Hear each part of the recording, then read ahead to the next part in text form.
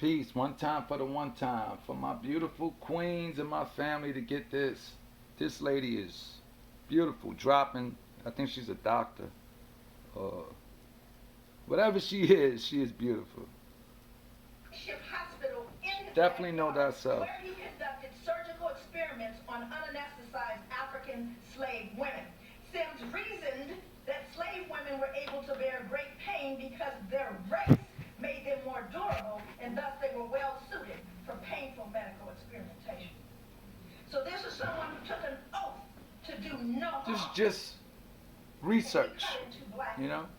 Women without any answer. No legal advice. No Now, hate. Just want you to why research this becomes very important. our history. That's it. And J-Man then know said thyself. Very important because the first question I asked was, first of all, where do all Then we women can come know what we're dealing with. from? How do you get them? And As far what as the like problem systematically was is programmed they were thinking, said that these women, the way we were our not thought fit process. for duty by their slave masters. And here's why they weren't fit for duty. Many of the women suffered from what was called a fistula. An obstetric fistula is the breakdown of tissue in the vaginal wall, frequently as a result of childbirth, Oh which man. affects the bladder and or the rectum. The disorder causes leakage of urine and feces into the vagina, which made for a Oh smelly man, I don't even want to and hear this, but humiliating existence I for the know my women. females However, need this condition did not preclude My queens, these slave women from participating in their daily work on the plantation, such as picking cotton, house cleaning, cooking, etc. So what duty were the women then unfit for? The obvious answer is that while black slave women were required to do manual labor alongside their black male counterparts, one of their other inescapable duties was to sexually serve their slave masters. Their condition made them less sexually desirable, and thus they were unfit for duty. Oh man. So you need to clean them up, Marion Sims, so we can do them. Damn. But what's more important I'm not doing about too much this more of this. This shit get me is how we upset. justify. Remember, in order to oppress or subjugate, you have to justify that behavior. But it wasn't only the women that suffered under his reign. No. Could you show the all, please? The all. Slave women were not the only Primordial group one. who suffered. Black infants represent the most innocent of Sims' victims. Black infants suffered from I guess what that's he the termed doctor name, traumas Sims. nascentium, now commonly referred to as neonatal tetanus. Tetanus originates in horse manure. The likely cause of the disease Tetanus shot. enslaved infants, given their living condition and their proximity to animal stables. Sims attributed the condition to the indecency and intellectual flaws of the black slaves, together with skull malformations and I birth. remember getting one of those Sims attempted motherfucking to treat this malady by tetanus trying shots to when I was pry the younger. bones So that in the stepped on skulls a nail. of the tiny infants into alignment with a shoemaker's awl. I was careful to find one from the 1800s. He would stick that into the brain, the skulls of black infants at birth in an effort to realign their skulls because of the indecency of their parents. What the fuck? He is worshipped in this medical world. J. Mary Sims. But I was more curious about how a physician could do such a thing. And here's how you do it.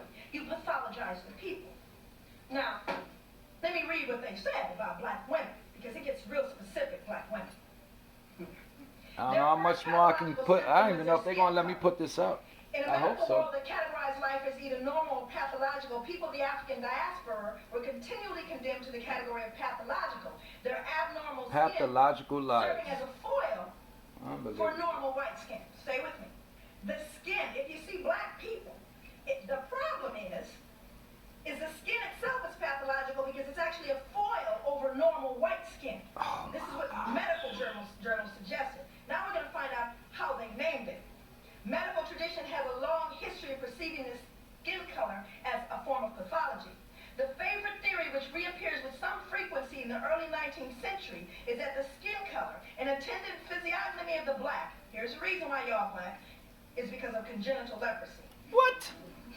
This is why there's so many of us. We all have congenital leprosy. It's not carbon. Now, we have a second symptom. The second symptom of pathology was gender. Black females were perceived to be Irreligious.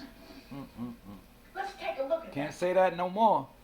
We need to really take a look at this because I have a whole chapter on rape.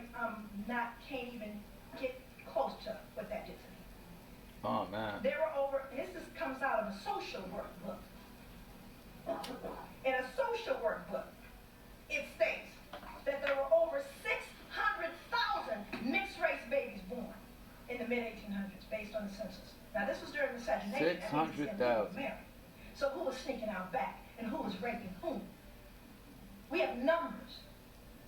Young girls rarely made it to their teens before they were raped. But let's put that in perspective as a social scientist. Now I want to get into that. Oh, she's a social scientist. Then you see it's their fault, isn't it? Surely I Let me tell you her name before I cut it off. Now we need evidence of how we know they're lustful and immoderate. Tell you the queen's name. Her name is Joy Their protruding buttocks DeGruy Leary. and genitals were offered as physical evidence of their pathology. Anybody else? And I don't even know what channel this is on. It just came up. There you have it, you slut. Oh, it's Portland State University, as y'all can see. So this is a college.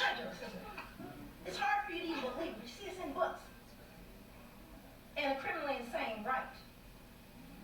But what was so amazing, I want to let's get right up with that one, because the butt thing really threw me off. Because everybody wants that butt now, don't they? Yeah. Wow. Gave us all permission to first have the butt. And it's an African butt, don't get confused about it. And it's a butt they couldn't keep their hands I wouldn't off say of. that. I would say it's an original butt, a melanated butt. They're injecting the butt now. But then you're saying that everybody came from one They're place. making underwear with That's the butt. what they say. Anyway. In addition to that, injecting the lips with collagen, locking the hair, and telling you the whole time you're ugly. You hear that, Still sisters? looking for the safest tan.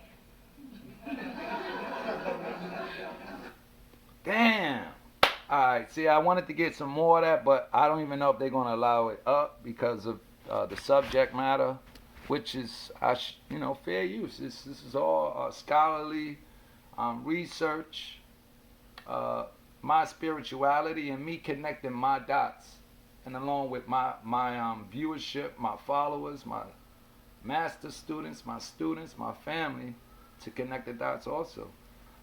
As far as like this whole matrix that I call the system, which is, what we've been programmed to perceive as reality.